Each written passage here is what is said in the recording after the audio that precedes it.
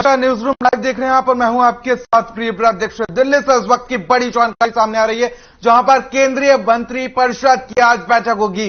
PM की अध्यक्षता में यह बैठक होगी और मंत्री परिषद की अहम बैठक आज शाम 4:30 बजे होगी और बैठक में कई मुद्दों पर चर्चा की जाएगी। बड़ी अपडेट इस वक्त की दिल्ली से सामने आई है, जहां पर आपको बता दें कि केंद्रीय मंत्रिपरिषद की बैठक होगी और साथ ही आपको बता दें कि आज शाम 4:30 बजे यह बैठक का आयोजन किया गया है। पीएम की अध्यक्षता में मंत्रिपरिषद की यह बैठक होनी है और शाम 4:30 बजे इस बैठक पर कई मुद्दों पर चर्चा की जाएगी। केंद्रीय मंत्रिपरिषद की आज ये शाम को 4:30 बजे यह बैठक होनी है और बैठक में आपको बता दें कि पीएम की अध्यक्षता में यह मंत्रिपरिषद की बैठक होगी और शाम को 4:30 बजे यह बैठक होगी और बैठक में कई मुद्दों पर चर्चा होगी।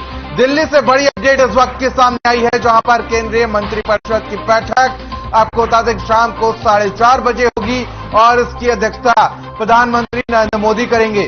साथ ही आपको यह भी बता दें कि इसमें कई मुद्दों पर चर्चा की जाएगी। बड़ी अपडेट इस वक्त की आपको बता दें कि दिल्ली से है, जहां पर शाम को 4:30 बजे केंद्रीय मंत्रिपरिषद की बैठक होगी और जिसकी अध्यक्षता प्रधानमंत्री नरेंद्र मोदी करेंगे।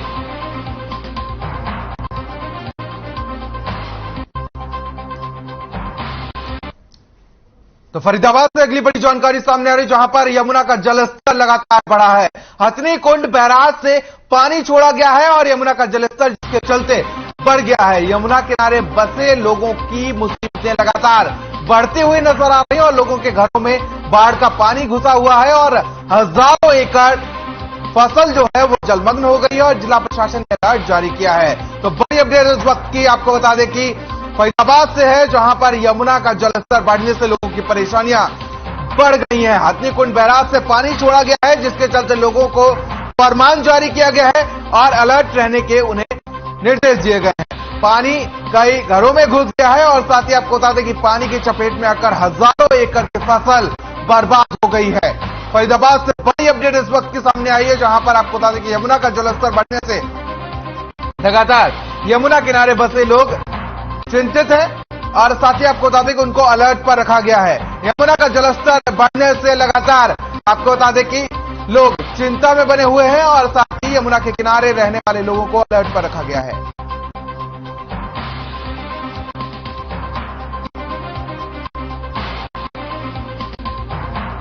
तो फरीदाबाद से बड़ी अपडेट इस वक्त के सामने आई, जहां पर आपको बता दें फरीदाबाद में अगर बात की जाए तो यमुना का पानी बढ़ने से लोगों के अंदर डर बना हुआ है और साथ ही अगर बात की जाए तो पानी बहने से बढ़ने से पूरी तरीके से जनजीवन भी अस्त व्यस्त होता हुआ नजर आ रहा है। क्योंकि एक तरफ अगर बात कर ले तो किसानों को भारी परेशानियों का सामना करना पड़ रहा है, क्योंकि उनकी फसलें बर्बाद होती हुई नजर आ रही हैं। हजारों एकड़ की फसलें पानी में डूब चुकी हैं, तो वहीं लोगों के घरों में पानी भर गया है, जिसके चलते उनकी परेशानियां और बढ़ती हुई नजर आ रही हैं।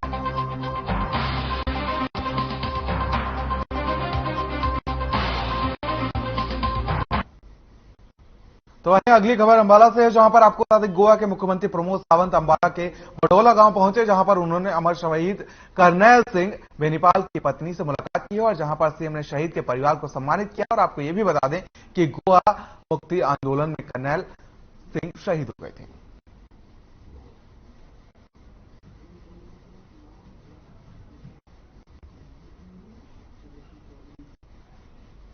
तो अंबाला से खबर है, जहां पर आपको बता दें कि सीएम प्रमोद सावंत बड़ौला पहुंचे और जहां पर उन्होंने शहीद के परिजनों से मुलाकात की है और श्रद्धा सुमन भी अर्पित किए हैं। तो इस दौरान उनका स्वागत भी करते हुए नजर आ रहा है।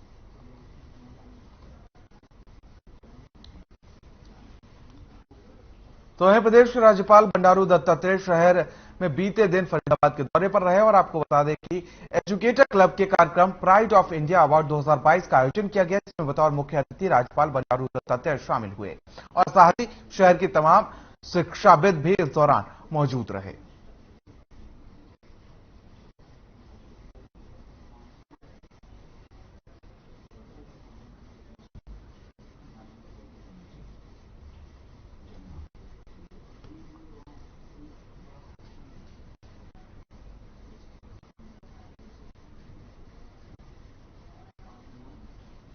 तो गुरुग्राम से इस वक्त की बड़ी जानकारी सामने आ रही, जहां पर आपको बता दें ग्रीन ट्रिब्यूनल कोर्ट का बड़ा फैसला सामने आया। आपको यह बता दें कि कोर्ट ने हरियाणा सरकार और इको ग्रीन कंपनी को फटकार लगाई है और साथ ही गुरुग्राम में कूड़े के जो पहाड़ है उसको लेकर फटकार लगाई है और प्रदूषण को लेकर कोर्ट सख्त नजर आ रहा है। और कोर्ट का कहना है कि प्रदूषण के नियमों की अनदेखी हो रही है और साथ ही हरियाणा सरकार पर 100 करोड़ रुपए का जुर्माना ठोका गया है। साथ ही जुर्माने को 1 महीने के अंदर भरने के आदेश दिए गए हैं और इको ग्रीन कंपनी को कूड़ा उठाने और उसके रिसाइकिल करने का कॉन्ट्रैक्ट हुआ था, लेकिन बावजूद इसके कूड़े को रिसाइकिल नहीं किया जा रहा बल्कि उसको जलाया जा रहा है, जिसमें प्रदेश में प्रदूषण का खतरा मंडरा रहा है। तो वहीं बंदबाड़ी गांव में 33 लाख मैट्रिक टन कूड़ा जमा हुआ है और इसी को लेकर अब कोर्ट का यह अहम फैसला आया, जिसमें इको ग्रीन कंपनी की लगातार शिकायतें मिल रही थी। इसको लेकर यह अहम फैसला किया गया है और हरियाणा सरकार पर 100 करोड़ रुपए का जुर्माना लगाया गया है।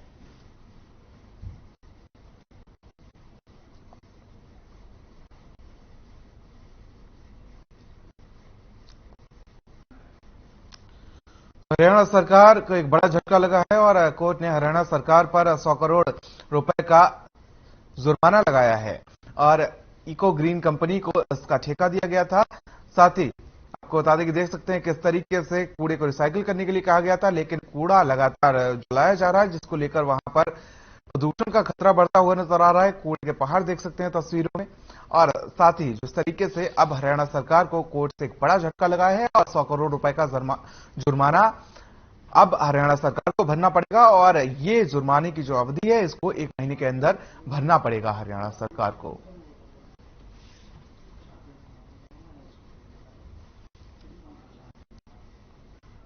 तो वहीं प्रदेश में लगातार डेंगू का कहर बढ़ता जा रहा है और गुरुग्राम में भी डेंगू के मरीज लगातार सामने आ रहे हैं, लेकिन स्वास्थ्य विभाग प्रशासन अलर्ट नहीं नजर आ रहा है। इसी बात को लेकर आपको बताते हैं कि ग्राउंड जीरो पर सुनील सिंह ने जायजा लिया। देखिए सर।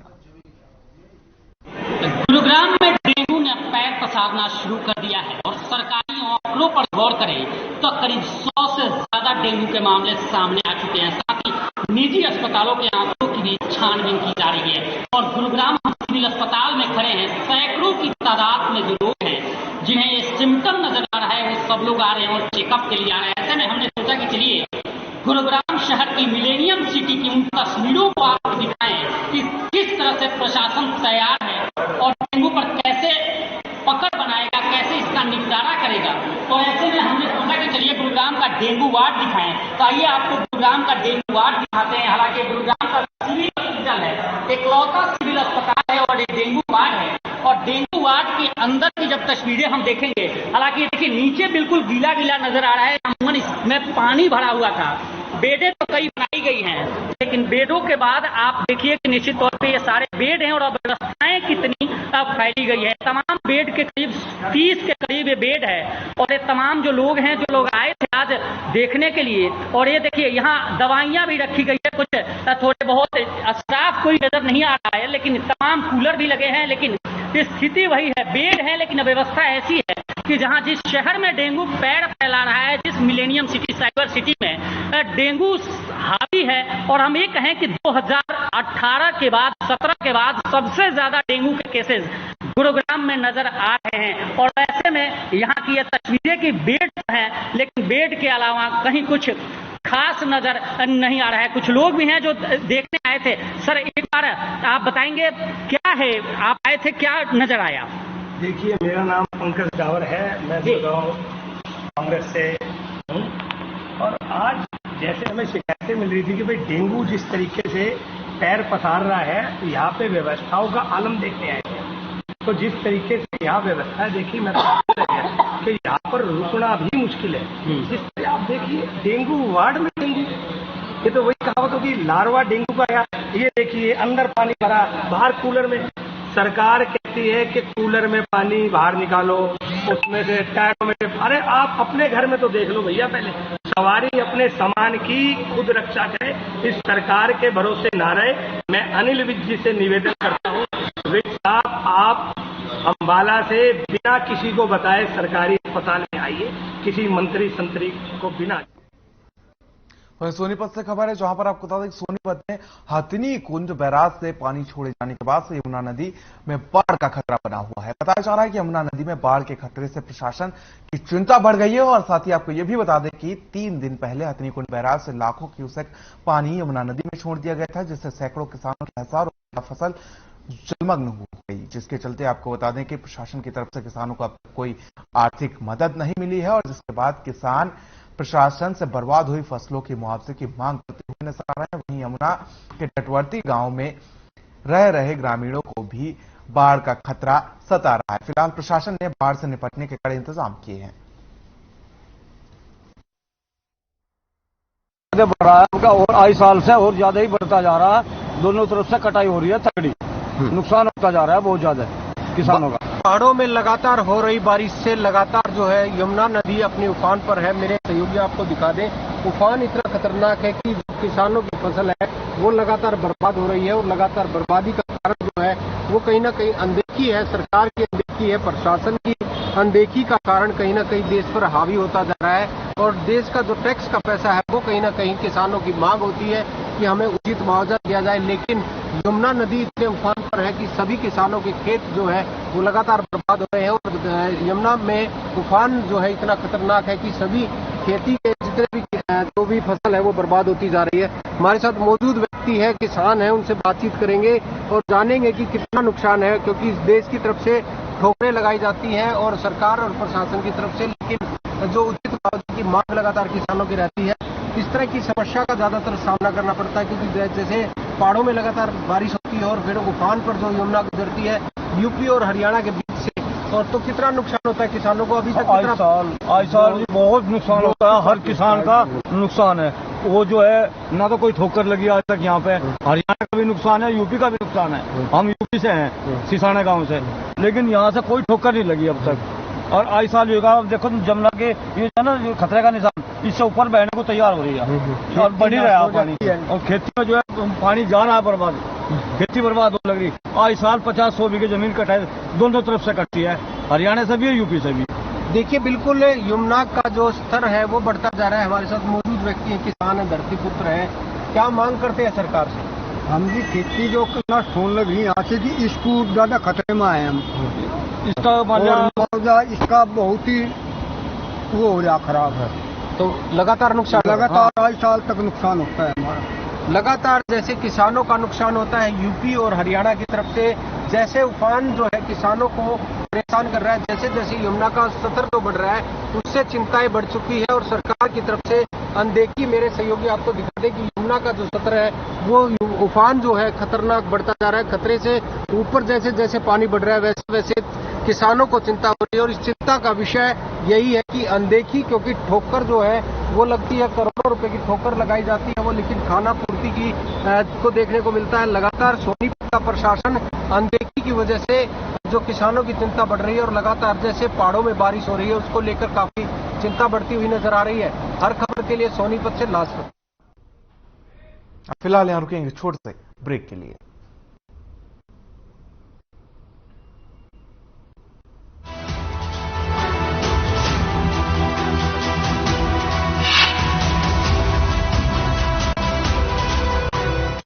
सब कुछ आजमाया और तब मैंने माना कि सिर्फ सच्ची सहेली ही है महिलाओं के उन मुश्किल दिनों की हर समस्या, जैसे कठिन दर्द, अनियमितता, खून की कमी, थकान व कमजोरी जैसी सभी प्रॉब्लम्स के लिए नंबर 1 औषधि एवं टॉनिक। अरे रंगों का उमंगों का, अरे रंगों का उमंगों का जज्बा कहाँ रुकता है, मन साफ है तेरा अंदर तो बाहर दिखता है। हर रिश्ते का एहसास रखते हैं, हर घर में अपनी पहचान खास रखते हैं। हम निर्मा एडवांस हैं, मन की तरह कपड़े भी साफ रखते हैं। Nirma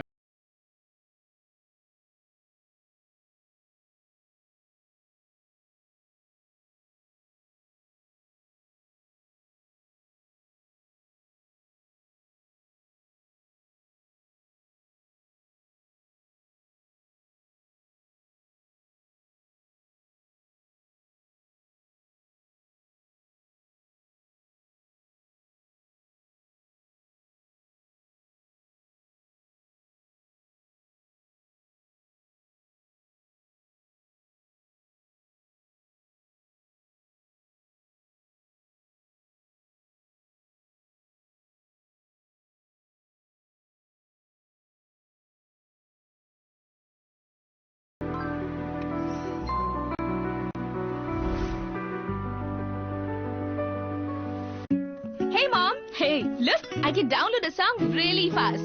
I can make dosas faster. Must be joking. Bus, 3 easy steps. Mix with water, spread batter, fry. गाना डाउनलोड हुआ? नहीं, पर तब तक मैं इडली बनाती हूँ। हमने बनाया किड्स से। पंजाब है जसप्रीत का ठिकाना, मुंबई है आदर्श का आशियाना, केरल का गोविंद निवासी, कोलकाता में जन्मे है काशी। हर हिंदुस्तानी की शान, ARB बियरिंग्स जोड़े सारा हिंदुस्तान। अगर आप पत्रकारिता के क्षेत्र में करियर बनाना चाहते हैं तो हम सिखाएंगे आपको इलेक्ट्रॉनिक मीडिया के हर गुण। जल्दी करें, साधना एकेडमी फॉर मीडिया स्टडीज में एडमिशन शुरू हो चुके हैं, सिर्फ कुछ ही सीटें बची हैं, तो देर बिल्कुल न कीजिए। हमारा कॉन्टैक्ट नंबर है 9999131700, 9999131800, या फिर आप हमारी वेबसाइट www.sadhnamedia.com पर विजिट कर सकते हैं। आप हमें noida.sams@gmail.com पर ईमेल भी कर सकते हैं। 100% जॉब प्लेसमेंट की गारंटी। आज ही संपर्क करें।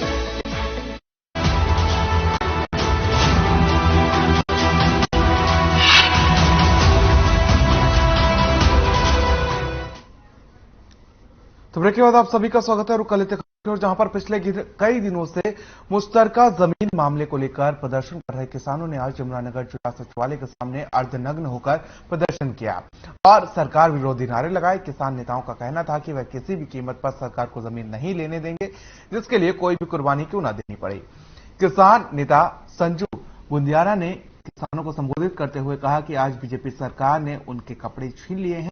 उन्होंने कहा कि 2014 में बीजेपी नेता ओपी धनखड़, अनिल विज सहित अन्य बीजेपी नेताओं ने कपड़े उतारकर गेहूं का मूल्य 2400 रुपए क्विंटल करने की मांग को लेकर प्रदर्शन किया था, लेकिन आज 7 वर्ष बाद भी 2400 रुपए क्विंटल गेहूं का मूल्य नहीं किया गया। उन्होंने कहा कि धान की फसल बीमारी और बारिश के कारण तबाह हो चुकी है और उसका मुआवजा दिया जाए, बैंक का कर्जा दिए जाने में राहत दी जाए।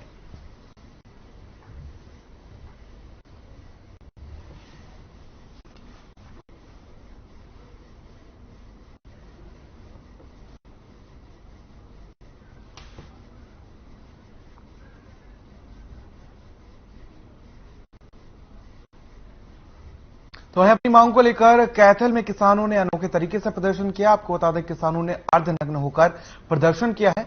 नीम साहब गुरुद्वारा के पास से यह प्रदर्शन शुरू हुआ और कई मार्गों से निकलता हुआ जिला सचिवालय पहुंचा, जहां पर किसानों ने सरकार के खिलाफ नारेबाजी की।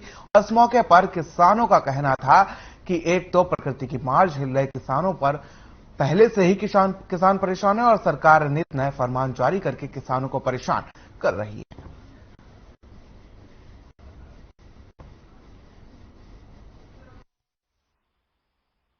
किसानां ਨੂੰ हर समस्या आ रही है जी। पहली गल ते रब दी मार, दूजी सरकार दी मार। ये दोवें सरकार और रब दोवें किसानां ਨੂੰ मारने ते तुले ने और मैं किसान अगे बेनती करांगा और सरकार जिहड़ी भी साडे वर्ग चाहुंदी है वो किसानां दा भला सोचण दी कोशिश करे। जिहड़ियां साडीਆਂ शामलात या देहराज ਜ਼ਮੀਨਾਂ ने उन्हां ਨੂੰ ਧਿਆਨ ਦੀ कोशिश ना करे। हरियाणा सरकार सुप्रीम कोर्ट का हवाला देकर किसानों को गुमराह कर रही है। हरियाणा में 1.5 लाख एकड़ जमीन है जो किसी न किसी बहाने सरकार किसानों से कोसना चाहती है। जुमला मुस्तका श्यामला दे मालकन पट्टेदारक मैंने 8 प्रकार की जमीन है, उसके विरोध में आज पर्चियां जलाई जाएंगी सुप्रीम कोर्ट की और हरियाणा सरकार की सेक्रेटरीट के सामने। अप्रैल में सुप्रीम कोर्ट ने एक आदेश जारी किया था जुमला मुस्तका मालकन और श्यामला की जो जमीन है कि वो पंचायत के नाम और नगर पालिकाओं के नाम करवाएं। उसको लेकर बार बार किसान लगातार धरनारत हैं और सरकार के कान पर कोई जौ नहीं रहेंगी। अभी 2 दिन पहले पंजाब सरकार ने एक तुगलकी फरमान जारी कर दिया कि जो जमीनें इस तरह की जमीनें थी वो पंचायत के नामों की उनका इंतकाल दर्ज हो। उसी तर्ज पर हरियाणा सरकार भी फैसला लेने जा रही है और बार बार किसानों को गुमराह कर रही है कि इस तरह की जमीनों को हम नहीं छेड़ेंगे।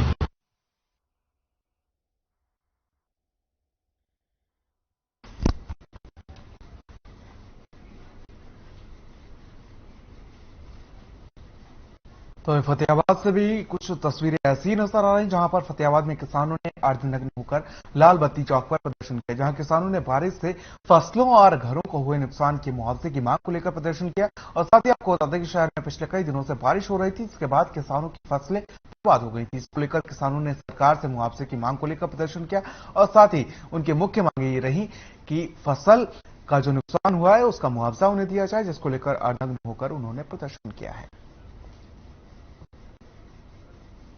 तो फतेहाबाद से खबर है जहां पर देख सकते हैं भारी संख्या में किसानों ने प्रदर्शन किया और यह प्रदर्शन अनोखे तरीके से हुआ, जिसमें अर्धनग्न होकर किसान पहुंचे थे और इस दौरान उन्होंने सरकार के जो आदेश की कॉपियां हैं उनको जलाया और साथ ही किसानों की फसलें जो बर्बाद हुई हैं उसकी मुआवजे की मांगों को लेकर यह प्रदर्शन किया गया है। इसमें महिलाएं भी शामिल रही और भारतीय किसान यूनियन के बैनर तले यह प्रदर्शन किया गया है।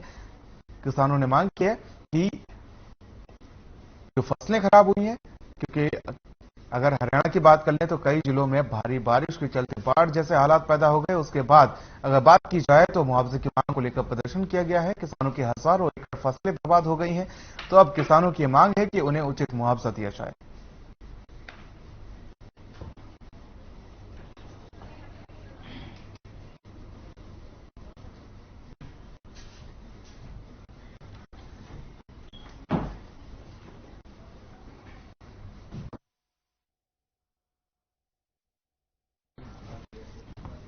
तो वहीं सोनीपत से खबर है जहां पर हुई मूसलाधार बरसात की वजह से खरीफ सीजन को गहरी चोट लगी है। कृषि विभाग के सर्वे के अनुसार सोनीपत जिले में 10,000 एकड़ भूमि में जलभराव की स्थिति बनी हुई है। जलभराव के कारण किसानों को खरीफ सीजन की फसलों के उत्पादन में 20 से 25% तक नुकसान झेलना पड़ सकता है। वहीं सोनीपत जिले में गांव बयापर के खेतों के पास की फसल दोबारा अंकुरित होनी शुरू हो गई है और किसानों को काफी नुकसान हुआ है। विशेषज्ञों की माने तो बरसात और जलभराव की स्थिति से फसलों में नुकसान हुआ है और इसका अंदाजा सप्ताह भर बाद ही सटीक तौर पर लगाया जा सकता है। अगले 3 दिनों में जलभराव का असर देखने को मिलेगा, लेकिन कृषि विभाग द्वारा बरसात के बाद टीमों का गठन करके सर्वे किया गया है। जिले में करीब 10,000 एकड़ भूमि में जलभराव की स्थिति बनी हुई है। किसानों ने आह्वान किया कि जल्द से जल्द खेतों से पानी निकासी की जाए और फसलों में नुकसान होने का सही आकलन कर सप्ताह भर के अंदर किया जाए। कपास और बाजरे की फसल में भी भारी नुकसान हुआ है।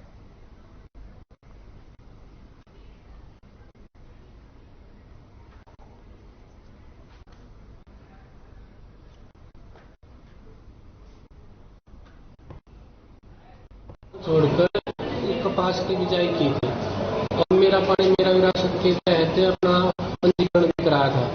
अब नहीं तो पिछले साल वो मिला बीमा और ना अब की बार बोल रहे हैं ना बीमा कट रहा है और ना कहीं एप्लीकेशन ले रहे हैं। धान छोड़ के हमने कपास लगाई थी, उसमें हमारा काफी नुकसान हुआ है। जो कपास खिली हुई थी वो अंकुरित हो गई है, उसमें पत्ते निकलने लग गए हैं। सबसे और ज्यादा मतलब पानी बढ़ने से काफी किलो में वो भी नुकसान हुआ है। एरिया है गांव भैयापुर की, अगर बात करें गांव भैयापुर में काफी एरिया कपास की फसल और सब ने मेरी पानी मेरे विरासत के तहत कपास लगा रखी है। तो सोनीपत से खबर है जहां पर देख सकते हैं किसानों को भारी नुकसान हुआ बारिश के चलते। तो वहीं अब किसानों की मांग है कि उन्हें उचित मुआवजा दिया जाए और साथ ही जिस तरीके से ये पानी भरा है इसमें अनुमान लगाना मुश्किल हो रहा है कि आखिर किसानों का कितना नुकसान हुआ होगा। तो वहीं 3 दिन तक पानी की निकासी सुनिश्चित बताई जा रही है और उसके बाद ही अनुमान लगाया जा सकता है कि आखिर किसानों को कितना नुकसान हुआ है। तो आपको बता दें कि धान की फसल को भारी मात्रा में नुकसान हुआ है, तो वहीं बाजरा किसानों को भी भारी नुकसान का सामना करना पड़ रहा है।